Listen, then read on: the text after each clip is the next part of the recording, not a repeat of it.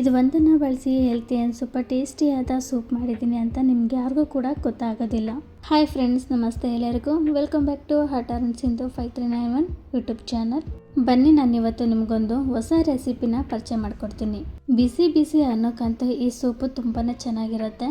ಇದು ಹಾಗೆ ಕುಡಿಯೋದಕ್ಕೂ ಸರಿ, ಅನ್ನದ ಜೊತೆ ತಿನ್ನೋದಕ್ಕೂ ಸೂಪರ್ ಆಗಿರುತ್ತೆ. ಮೆಂತ್ಯ ಸೊಪ್ಪು ಬಲ್ತಿರೋದನ್ನು ತೊಗೊಂಡಿದ್ದೀನಿ. ಅದರಲ್ಲಿ ಮೆಂತ್ಯ ಕಾಳು ಸಹ ಕಾಣಿಸ್ತಾ ಇದೆ ನಿಮಗೆ. ಈ ಹಸಿ ಮೆಂತ್ಯ ಕಾಳಿನ ಪೈರು ಬಳಸಿ ಒಂದು ಸೂಪರ್ ಟೇಸ್ಟಿಯಾದ ಆರೋಗ್ಯವಾದ ಒಂದು ಸೂಪನ್ನು ತಯಾರಿ ಮಾಡೋಣ ಬನ್ನಿ.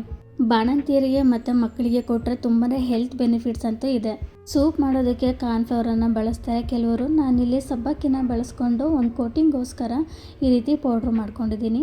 ಇಲ್ಲಿ ಎಣ್ಣೆ ಬದಲಿಗೆ 3 ಸ್ಪೂನ್ ತುಪ್ಪ ಹಾಕ್ಕೊಂಡು ಚಿಕ್ಕದಾಗಿ ಕಟ್ ಮಾಡಿರುವಂಥ ಬೆಳ್ಳುಳ್ಳಿ ಮತ್ತು ಕರ್ಬೇವಿನ ಸೊಪ್ಪನ್ನು ಹಾಕ್ಕೊಂಡು ಒಂದು ಮೀಡಿಯಮ್ ಸೈಜ್ ಈರುಳ್ಳಿನ ಚಿಕ್ಕದಾಗಿ ಕಟ್ ಮಾಡಿಕೊಂಡು ಈ ರೀತಿ ಗೋಲ್ಡನ್ ಬ್ರೌನ್ ಬರೋವರೆಗೂ ಫ್ರೈ ಮಾಡ್ಕೊಳ್ಳಿ. ಈಗ ಇದಕ್ಕೆ ಹಸಿ ಮೆಂತ್ಯ ಕಾಳು ಪೈರನ್ನು ಹಾಕಿ ಇದನ್ನು ಕೂಡ ಚೆನ್ನಾಗಿ ಬಾಡಿಸ್ಕೊಳ್ಳಿ. ಇದರಲ್ಲಿ ಸ್ವಲ್ಪ ಕಹಿ ಅಂಶ ಇರುತ್ತೆ, ಸೊ ಅದಕ್ಕೆ ಈ ರೀತಿ ಚೆನ್ನಾಗಿ ಬಾಡಿಸ್ಕೊಂಡಾದ್ಮೇಲೆ ಉದ್ದ ಮತ್ತು ತೆಳುವಾಗಿ ಕಟ್ ಮಾಡ್ಕೊಂಡಿರೋ ಕ್ಯಾಬೇಜನ್ನು ನಾನಿಲ್ಲಿ ಹಾಕ್ಕೊಂಡು ಇದನ್ನು ಕೂಡ ಚೆನ್ನಾಗಿ ಫ್ರೈ ಮಾಡ್ಕೊಳ್ಬೇಕು. ಕ್ಯಾಬೇಜು ಬೇಗ ಬೇಯೋದಿಲ್ಲ, ಫ್ರೈ ಆಗೋದಿಲ್ಲ. ಹಾಗಾಗಿ ಫ್ರೈ ಮಾಡ್ಕೊಂಡಿದ್ದಾದ್ಮೇಲೆ ಒಂದು ಕ್ಯಾರೆಟ್ನ ಪಲ್ಸ್ ಮೋಡಲ್ಲಿ ಇಟ್ಕೊಂಡು ಈ ರೀತಿ ರುಬ್ಕೊಂಡ್ರೆ ಆಯಿತು. ಚಿಕ್ಕದಾಗಿ ಕಟ್ ಮಾಡ್ಕೊಂಡಿರೋದು ಬ್ರೊಕೊಲಿ ಏನೋ ಬೇಗ ಫ್ರೈ ಆಗಿಬಿಡುತ್ತೆ, ಆದರೆ ಕ್ಯಾಬೇಜು ಮತ್ತು ಕ್ಯಾರೆಟು ಬೇಗ ಫ್ರೈ ಆಗೋದಿಲ್ಲ. ಹಾಗಾಗಿ ತುಂಬ ಹೊತ್ತು ಬಾಡಿಸ್ಕೋಬೇಕಾಗಿಲ್ಲ, ಒಂದು 20 ನಿಮಿಷ ಬಾಡಿಸ್ಕೊಂಡ್ರೆ ಸಾಕು. ಒಂದು 20 ನಿಮಿಷ ಲಿಡ್ ಕ್ಲೋಸ್ ಮಾಡಿ ಫ್ರೈ ಮಾಡಿಕೊಂಡ್ರೆ ಆಯಿತು. 20 ನಿಮಿಷ ಫ್ರೈ ಆಗಿದೆ. ಸೂಪ್ಗೆ ಬೇಕಾಗಿರೋ ಅಷ್ಟು ನಾನು ನೀರನ್ನು ಹಾಕ್ಕೊಳ್ತಾ ಇದ್ದೀನಿ. ಇಲ್ಲಿ ನೀರು ನಿಮಗೆ ಎಷ್ಟು ಬೇಕೋ ಅಷ್ಟು ನೀರು ಹಾಕ್ಕೊಳ್ಳಿ. ನಾನಿಲ್ಲಿ 2 ಲೋಟ ಅಷ್ಟು ನೀರನ್ನು ಹಾಕ್ಕೊಂಡಿದ್ದೀನಿ. ಇವಾಗಲೇ ರುಚಿಗೆ ತಕ್ಕಷ್ಟು ಉಪ್ಪು, ಖಾರಕ್ಕೆ ಎಷ್ಟು ಬೇಕೋ ಅಷ್ಟು ಹಸಿಮೆಣಸಿನಕಾಯಿ ಹಾಕ್ಕೊಳ್ಳಿ. ಸೂಪು ಒಂದು ಸ್ಟ್ರೆಚರ್ ಕೊಡೋದಕ್ಕೋಸ್ಕರ ಸಬ್ಬಕ್ಕಿನ ಪೌಡರ್ ಮಾಡಿ ಹಾಕ್ಕೊಂಡಿದ್ದೀನಿ.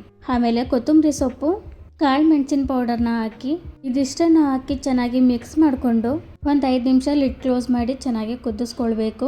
ಹಸಿರು ಮೆಣಸಿನಕಾಯಿ ಮತ್ತು ಬ್ಲ್ಯಾಕ್ ಪೆಪ್ಪರ್ ಹಾಕ್ಕೊಂಡಿರೋದು ಚೆನ್ನಾಗಿ ಫ್ಲೇವರ್ ಬಿಟ್ಕೋಬೇಕು.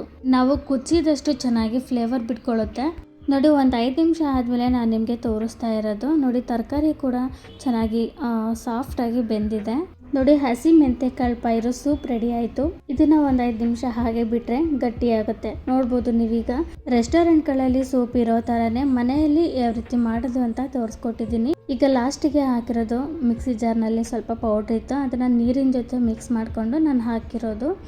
ಹಾಕಾದ್ಮೇಲೆ ಈ ರೀತಿಯಾಗಿ ನೀಟಾಗಿ ಮಿಕ್ಸ್ ಮಾಡಬೇಕು, ಇಲ್ಲಾಂತಂದರೆ ಗಂಟು ಥರ ಹಾಗೆ ಉಳ್ಕೊಂಡ್ಬಿಡುತ್ತೆ. ಸೂಪ್ ಜೊತೆಗೆ ಚೆನ್ನಾಗಿ ಮಿಕ್ಸ್ ಆಗೋದಿಲ್ಲ, ಅದಕ್ಕೋಸ್ಕರ ಈ ರೀತಿ ಮಾಡಿಕೊಂಡು ಮಿಕ್ಸ್ ಮಾಡ್ಕೊಳ್ಳಿ ಹಾಕಿದ ತಕ್ಷಣ. ಹಾಗೆ ಇವತ್ತಿನ ರೆಸಿಪಿ ಇದಾಗಿತ್ತು. ಈ ರೆಸಿಪಿ ನಿಮಗೆ ಇಷ್ಟ ಆಗಿದೆ ಅಂತ ಅನ್ಕೊತೀನಿ. ಇಷ್ಟ ಆಗಿದ್ರೆ ಒಂದು ಲೈಕ್ ಮಾಡಿ, ಶೇರ್ ಮಾಡಿ, ಕಮೆಂಟ್ ಮಾಡಿ.